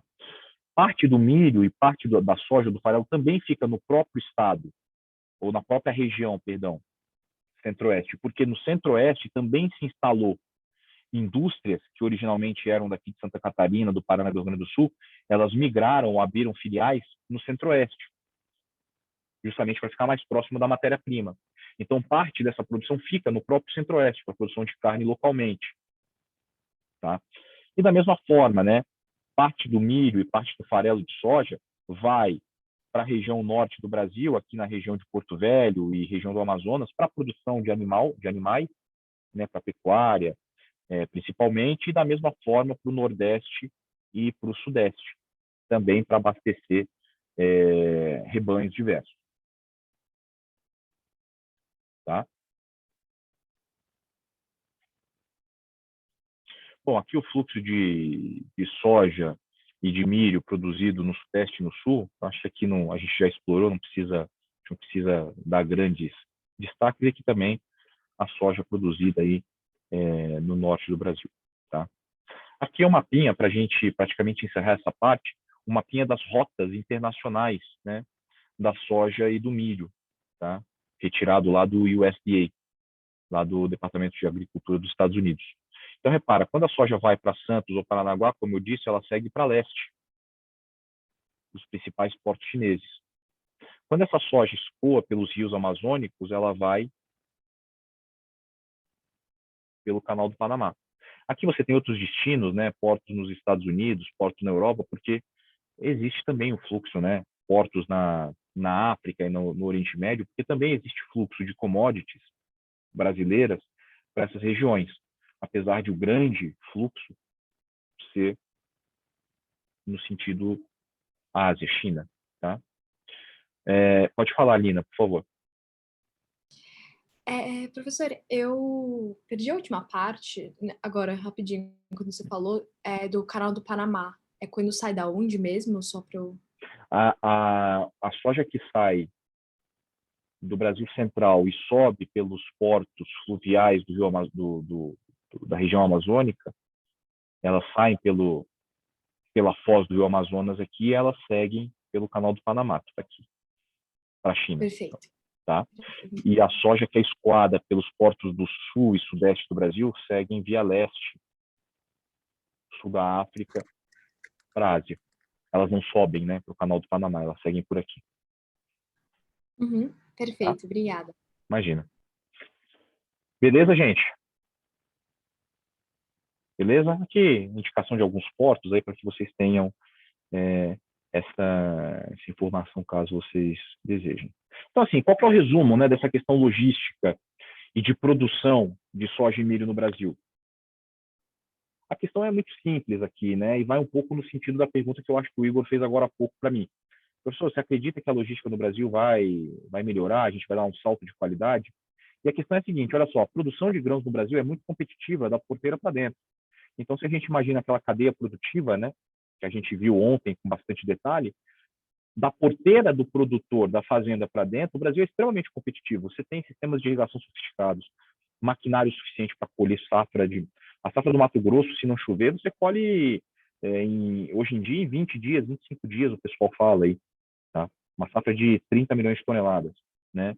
Então, você tem muita tecnologia, muito conhecimento por parte do produtor dentro da porteira. O Brasil é competitivo na produção agrícola de soja e milho. Porém, ainda há desafios fora da porteira. Fora da porteira. Esses desafios estão sendo tratados, né? Isso é o que me deixa feliz. Então, por exemplo, essa daqui é uma fila, né, que costumava existir na BR-277, entre Curitiba e Paranaguá. Ou seja, os caminhões ficavam enfileirados ali na rodovia que descia para o litoral paranaense. Porque o porto não era capaz de dar vazão à chegada de caminhões. Quando chovia no Porto de Paranaguá, o porto não conseguia carregar soja nos navios, então gerava um gargalo gigantesco de caminhões chegando e parando no acostamento. Isso daí praticamente acabou, não se vê mais. Hoje o porto tem um sistema de agendamento e de carregamento muito mais robusto. Tá? Essa situação aqui, que me parece que é justamente na BR-163, ligando o norte do Mato Grosso, aqueles portos no rio Tapajós, né, lá em Irixituba, isso hoje não acontece mais também, porque a gente tem uma rodovia pavimentada. Mas até ano passado, até 2, 3 anos atrás, acontecia. Tá? Então, o Brasil está caminhando, me parece que agora a passos um pouco mais largos, né? No sentido de ter uma logística à altura da logística americana, ou pelo menos que dê para competir um pouco com a logística americana e com a logística do nosso vizinho na Argentina, que a gente vai ver daqui a pouco. Bom, e esse é um problema, né, da produção agrícola dentro da fazenda, eu diria, né? Então, se o produtor ele é muito competitivo na produção em si, ainda falta visão, ou falta interesse dele investir em armazenagem, né? É muito comum, principalmente para quem é aí do Centro-Oeste, ou para quem vai com frequência para o Centro-Oeste, tenho certeza que vocês que têm experiência na região, conhecimento na região, já viram imagens como essa, né?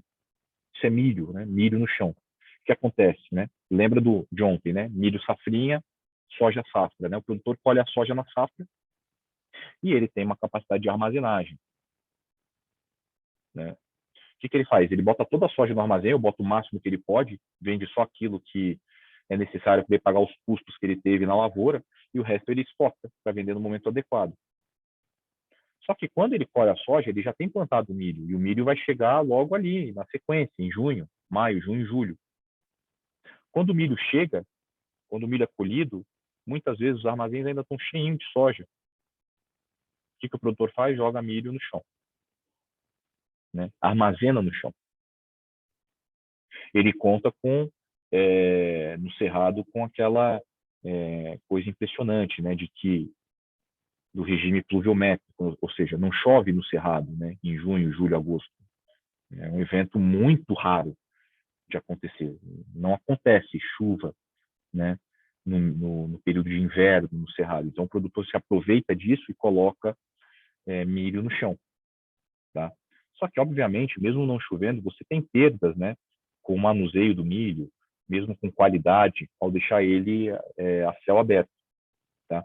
Essa foto aqui é muito interessante, né? Você vê uma pilha de milho, né, mas a gente não tem noção de quanto de dinheiro tem aqui. Você não tem noção de quanto de dinheiro tem aqui. Você só sabe que é muita coisa, né? Porque isso aqui é uma pilha gigantesca de milho.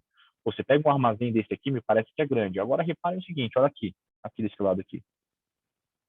Olha esses, né? Parece caminhão de brinquedo, né? Isso aqui são caminhões de 7 ou 9 eixos. Carreta de 7 ou 9 eixos. Vamos dizer que isso aqui sejam carretas de 9 eixos. Carregam peso bruto de 70 toneladas. Quantas carretas não tem empilhadas aqui? Quantas carretas não tem empilhadas aqui? Eu estimo que aí nesse chão, né, nessa foto aí, deve ter entre 15 e 20 milhões de reais no chão. 15 e 20 milhões. Tá? Então, esse é um gargalo logístico importante que a gente ainda tem, tá? Dentro da fazenda, porque o importante é você ter armazenagem dentro da fazenda.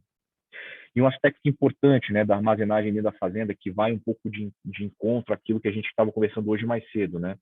Eu acabei esquecendo de comentar.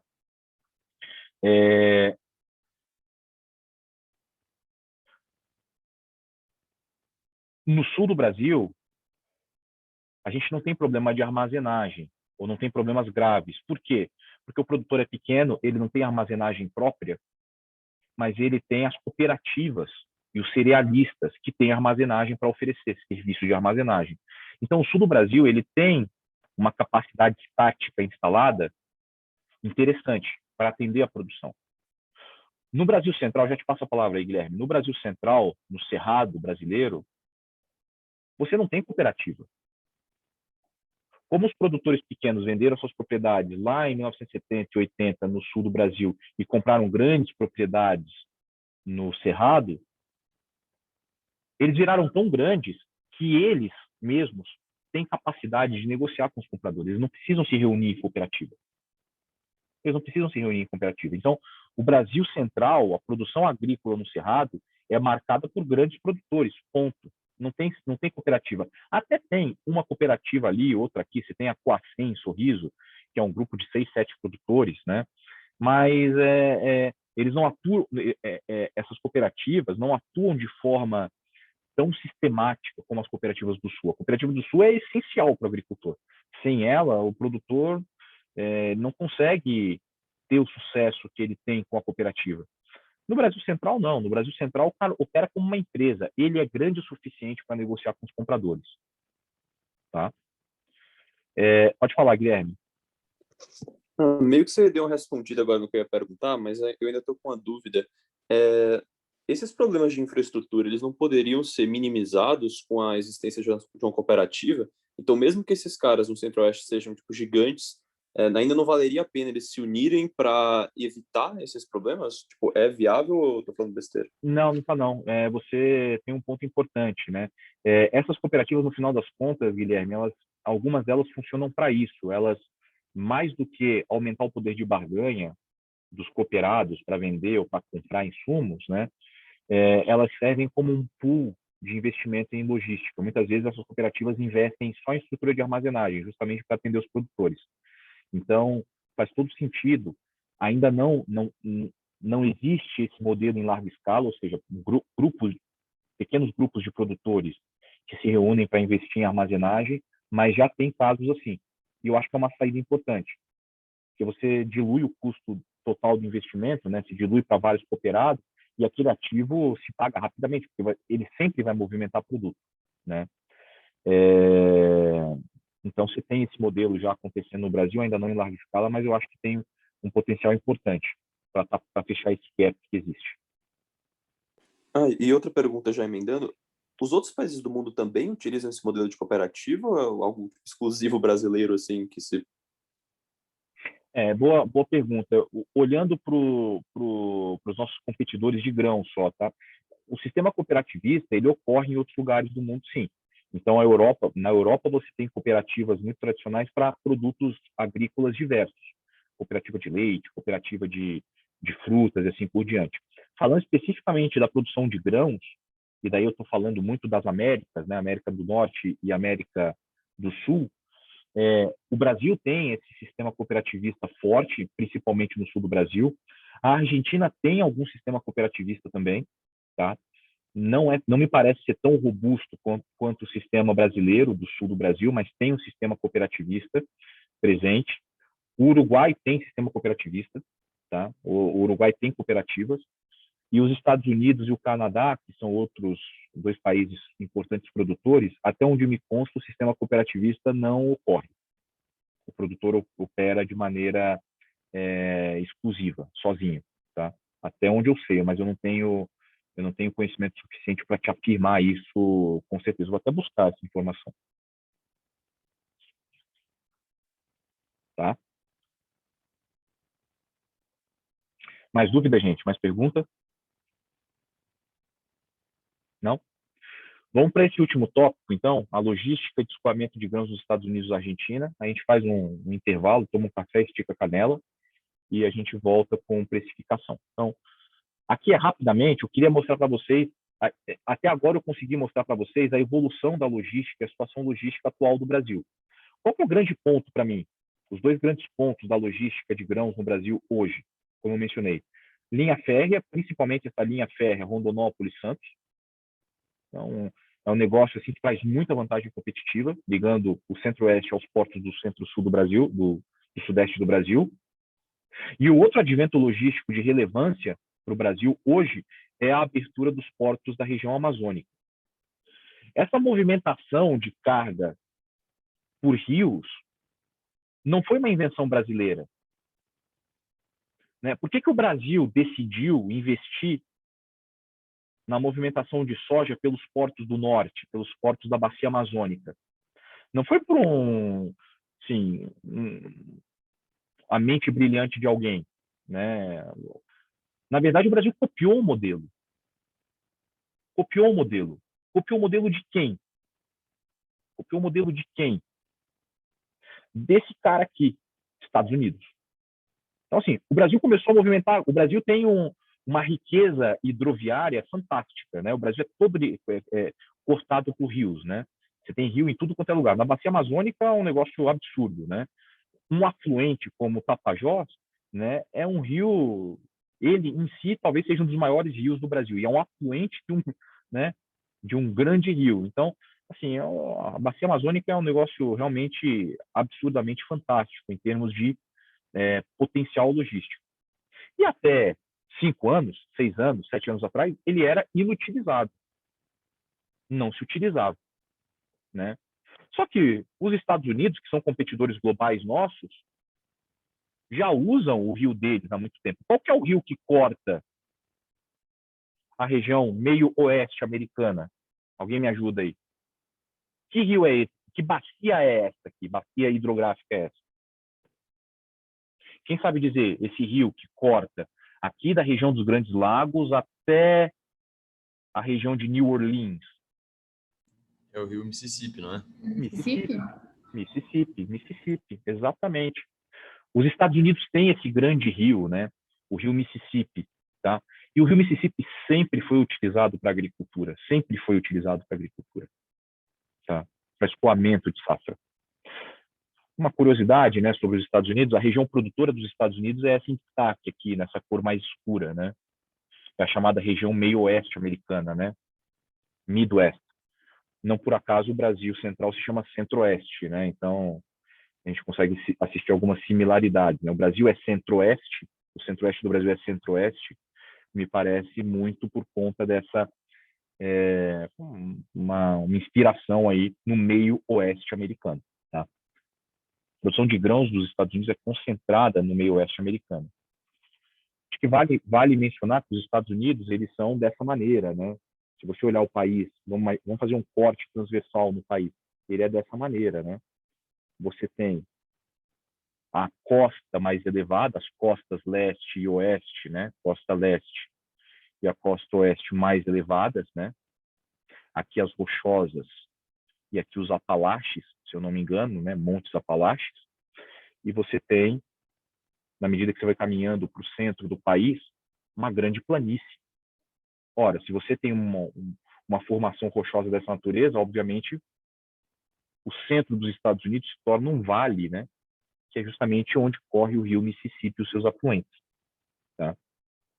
O rio Mississippi conecta, através dos seus afluentes, praticamente todas as regiões produtoras dos Estados Unidos. Então, nos Estados Unidos é muito comum a logística por barcaça. O produtor colhe a soja, essa soja é transportada até um terminal de transbordo no rio Mississippi ou em um afluente, e nesse terminal de transbordo a soja é embarcada em barcaças. Barcaças são um conjunto hidroviário que carrega uma quantidade grande de grãos com um empurrador. Essa soja desce pelo rio Mississippi até o porto de New Orleans, de Nova Orleans, na Louisiana, e ali ela embarca em navios e também segue para a China e para a Europa e para a África via leste ou via oeste, pelo canal do Panamá. Tá? Então, essa logística, ela vem hidroviária, ela já tem um precedente. Os Estados Unidos já são muito competitivos no seu agronegócio por conta do rio Mississippi. O Brasil percebeu, opa, a gente tem potencial para fazer a mesma coisa, e está fazendo. Obviamente que os Estados Unidos têm outras facilidades, né? Os Estados Unidos conseguem, além de enviar soja pelo rio Mississippi até o porto de New Orleans, eles conseguem também mandar soja para o porto ou para os portos na região noroeste dos Estados Unidos por linha férrea, né? Os Estados Unidos é todo cortado por trem, né? Por linha férrea. Então, você tem assim uma abundância de modal logístico. Você pode mandar soja também por linha férrea para a costa leste. Então, geograficamente falando, os Estados Unidos têm essa vantagem, né? Saída leste, saída oeste, saída sul. E, além disso, tem modais terrestres e fluviais que permitem esse escoamento de maneira muito competitiva. Tá? Bom, sorte dos players globais, os Estados Unidos também tem uma grande demanda por produto. Então, parte grande da produção fica nos Estados Unidos, né? O que dá certa liberdade para que os concorrentes sejam um pouquinho menos competitivos em termos de logística, né? Se os Estados Unidos fossem meramente exportadores, a soja dos Estados Unidos sempre teria prioridade, basicamente porque seria a soja mais barata, porque tem a logística mais barata. Tá? Só que os Estados Unidos não são o único exemplo para a gente de utilização de rio para logística agropecuária, para logística de commodities. Tem os nossos colegas aqui da Argentina e do Paraguai, né? Os nossos colegas da Argentina e do Paraguai, tá? Quem me ajuda a dizer aqui que rio é esse e que rio é esse daqui? Deixa eu ver se está escrito em algum lugar. Acho que não. Paraná Paraná e o Rio da Prata. quase. O Rio da Prata. Os dois se encontram o Rio da Prata, não é? Isso, exatamente. Então, aqui a gente tem 4 rios importantes. A gente tem o Rio Paraná, que nasce aqui na divisa, né, entre São Paulo e Minas, se eu não me engano. O Rio Paraná, ele corre aqui por dentro do Brasil, faz a divisa entre Brasil e Argentina, Brasil e Paraguai, bem correndo por aqui, e se encontra com outro grande rio aqui na região de Corrientes e Resistência, bem na fronteira entre Argentina e Paraguai. Ele se encontra com outro grande rio que também nasce no Brasil, é o Rio Paraguai. Esse rio que corta o Paraguai de norte a sul é o rio que dá o nome ao Paraguai, Rio Paraguai, que, aliás, é o principal canal logístico do Paraguai. O Paraguai, ele não tem acesso ao mar, né? Ele faz fronteira com a Bolívia de um lado, com a Argentina do outro, com o Brasil do outro, e sem acesso nenhum ao mar. Como é que se dá a saída ao mar, para o mar, da produção paraguaia? Através do rio Paraguai. Bom, o rio Paraguai e o rio Paraná se encontram aqui na região de Resistência e Corrientes. Quando eles se encontram aqui, esse rio se torna somente Rio Paraná. Então, esse riozão aqui é um riozaço também, ele vem descendo toda a região nordeste da Argentina e desemboca aí sim no Rio da Prata, na região de Buenos Aires. O Rio da Prata é a confluência do Paraná com o Uruguai, que está aqui. Tá? Bom, qual que é a importância desse rio, né? Qual que é a importância do rio? Bom, a Bacia do Prata, né, que é a Bacia do Prata, que é toda essa região de rios, ela é fundamental, historicamente fundamental, né? A gente tem duas grandes bacias hidrográficas na América do Sul, a Amazônica e a Bacia do Prata, né? Rios sempre foram importantes do ponto de vista histórico porque era a forma mais fácil de você chegar ao interior do continente, né? Você imagina 500 anos atrás, né? Era muito mais difícil você abrir uma picada até o Mato Grosso do que você ir navegando por caravela, subindo o Rio Paraná e Rio Paraguai acima.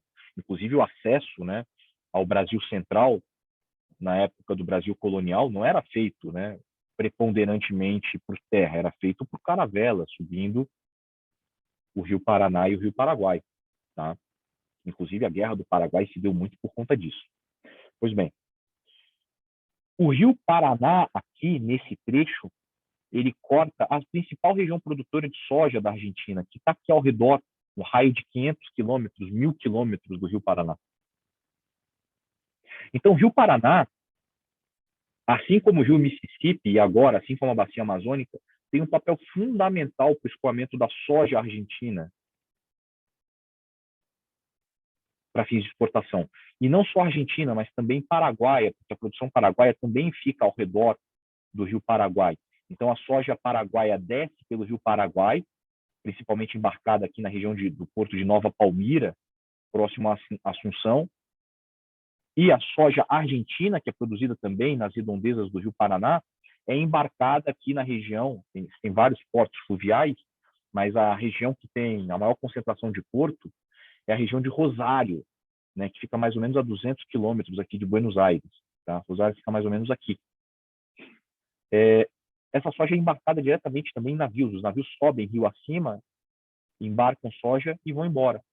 Então, a Argentina sempre foi competitiva na exportação de soja, porque a logística é muito simples, fluvial. Tá? Dúvidas, gente? Comentários em relação a essa questão logística? Não? Bom, essa questão logística e a gente entender logística, a gente entender a produção, geograficamente falando, das commodities, é importante para a gente compreender, antes de financiamentos. Daniel, eu tenho uma dúvida, assim. Fala, Pedro. Você tinha comentado uma hora, eu não peguei muito bem, sobre as vantagens da logística brasileira, da linha férrea, só que você falou o nome e eu não peguei qual era, e da abertura de portos na Amazônia, não foi um negócio assim, era isso? Eu fiz uma conclusão em relação à explicação que eu estava dando, Pedro, dizendo o seguinte: o Brasil, no final das contas, hoje, ele se destaca, em termos logísticos, para escoamento de grãos, da produção agrícola, por dois aspectos principais. Primeiro, a linha férrea que liga Rondonópolis, no sul do Mato Grosso, ao Porto de Santos, operada pela Rumo. Então, para mim, a operação dessa linha trouxe uma vantagem competitiva impressionante, porque você consegue trazer soja de toda a região central e sul do Mato Grosso para Santos de maneira muito competitiva, andando aí, trafegando 1.000 e poucos quilômetros por trem. Então, esse é o primeiro ponto. O segundo ponto foi a abertura e, finalmente, a utilização quase que plena dos portos da região norte do Brasil. dos portos fluviais da bacia do Rio Amazonas. Leia-se Rio Tapajós e Rio Madeira. Então, os portos que hoje estão instalados lá, eles dão uma competitividade também para a soja produzida na região central do Brasil muito grande, porque hoje você tem a opção de descer para o Porto de Santos por trem, ou você tem a opção de subir para os portos do Rio Madeira, por exemplo, perdão, do Rio Tapajós, por caminhão, andar 800, 900 quilômetros e transbordar essa soja em cima de barcaça. E aí transportar ela por via fluvial, que é muito mais barato. Essa evolução está acontecendo e está começando a se consolidar. Isso daí está trazendo uma nova... Está colocando o Brasil num novo nível de vantagem competitiva, eu diria, em termos de logística. Tá? Para a produção central, para a produção da soja no Centro-Oeste. Entendi. Tá? Uhum. Tem uma pergunta no chat aqui.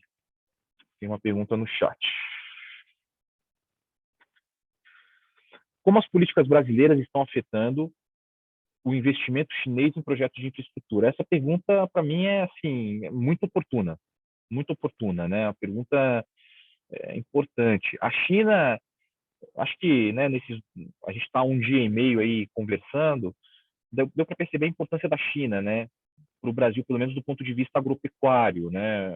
A China, na verdade, é uma dependência mútua. Então, assim, a gente tem que filtrar um pouco o que a gente vê na TV também, né? Muitas vezes a gente vê na TV, meu Deus, o Brasil está sendo pouco diplomático com a China vai parar de comprar soja do Brasil. Não vai. Por que a China não vai parar de comprar soja do Brasil? Porque precisa. Entendeu? Não vai deixar. Pô, não vai comprar soja do Brasil, vai comprar de quem?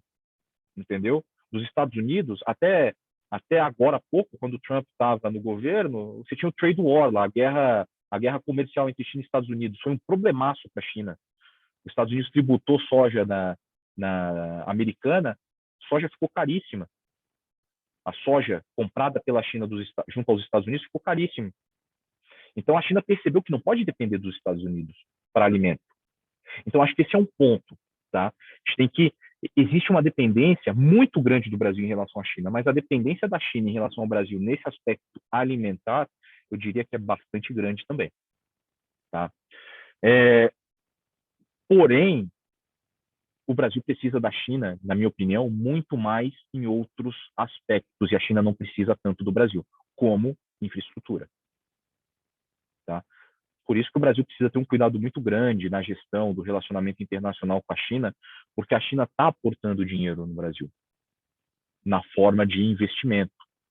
A FIOL, que é a Ferrovia da Integração Leste-Oeste, é uma ferrovia que se planeja construir do Porto de Tubarão, em Vitória, no Espírito Santo, até, se eu não me engano,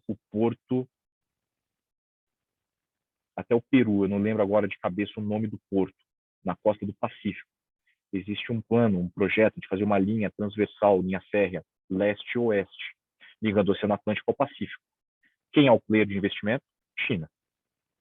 A China tem todo interesse, né? Até porque a China escoa a carga do Brasil, da América do Sul de forma geral. Porém, a China, como algum colega comentou ontem, né, a China está fazendo aportes, investimentos, estudos em outras regiões para garantir a sustentabilidade alimentar dela. Produção de soja na África e várias outras iniciativas. O Brasil não pode se dar ao luxo de desprezar ou de ser diplomaticamente deselegante com a China, porque o Brasil precisa e pode colher muitos frutos da China. Eu acho que esse é o ponto, principalmente infraestrutura. No agronegócio, a China tem uma presença muito forte no Brasil. A China tem comprado um monte de gente no Brasil. Cerealista, trading, infraestrutura.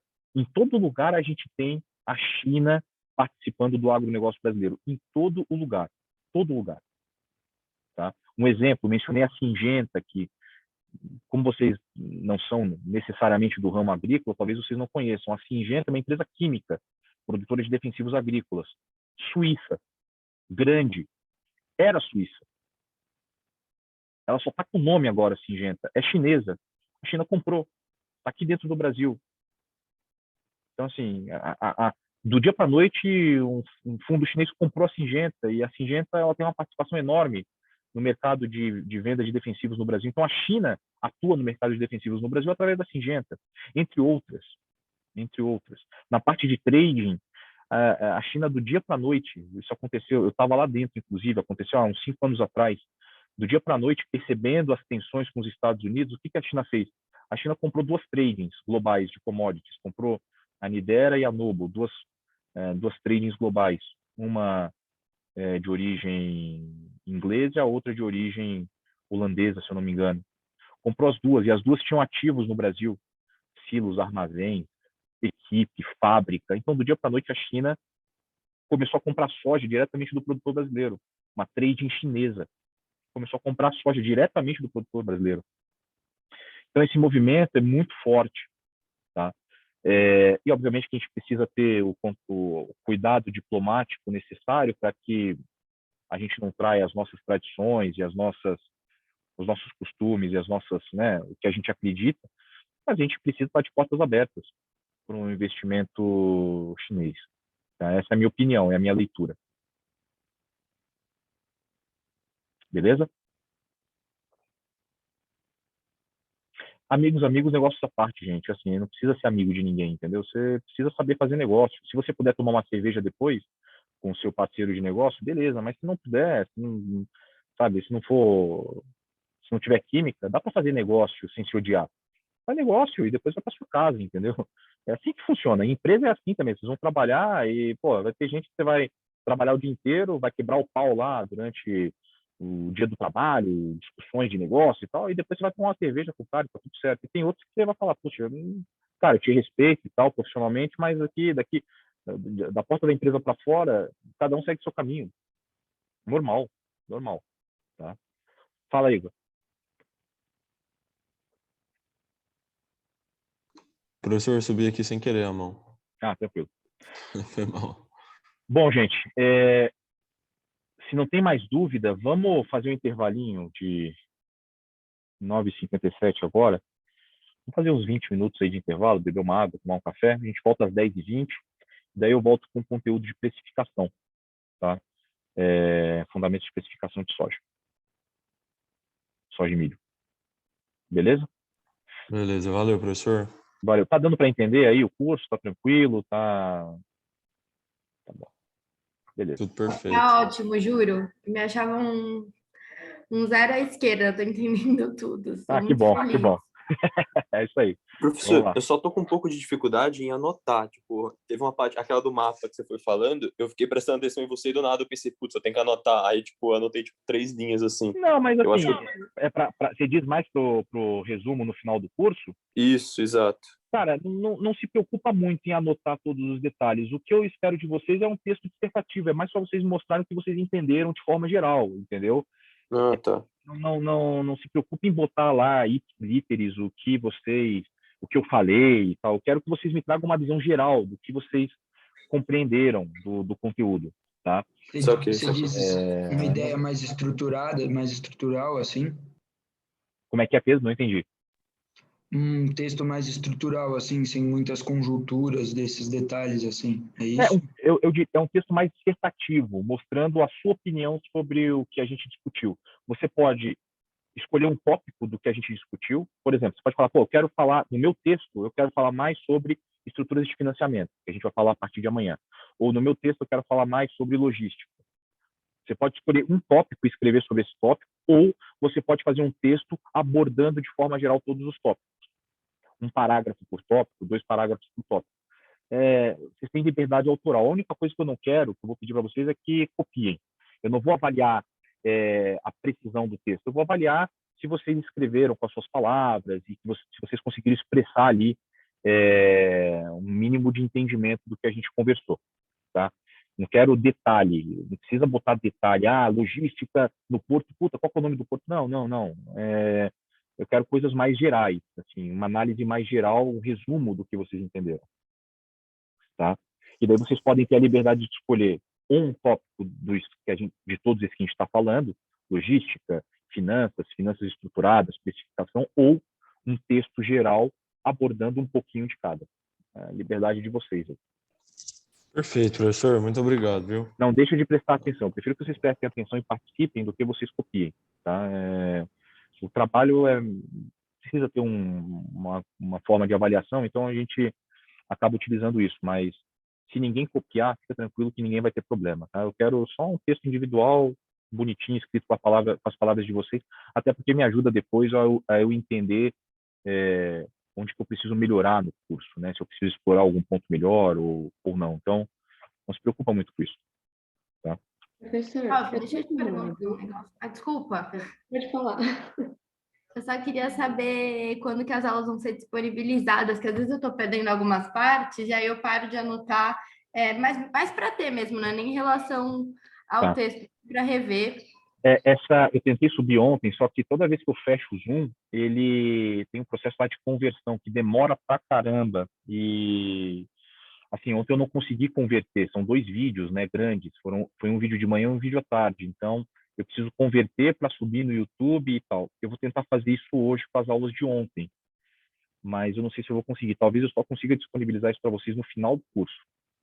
Não sei, eu vou ver como é que eu faço aqui. Tranquilo. Obrigada. Porque tá uma loucura, meu, aqui, putz, assim, o coronavírus pegou aí, né, então eu tô trabalhando, minha esposa tá trabalhando, não tem mais escola de criança, tá um caos na casa, então eu tô saindo daqui, já tô indo para casa para cuidar de criança, então, eu te confesso que eu não consegui tomar muita conta disso aí, mas eu vou disponibilizar as aulas para vocês, se não for durante o curso, no final eu disponibilizo.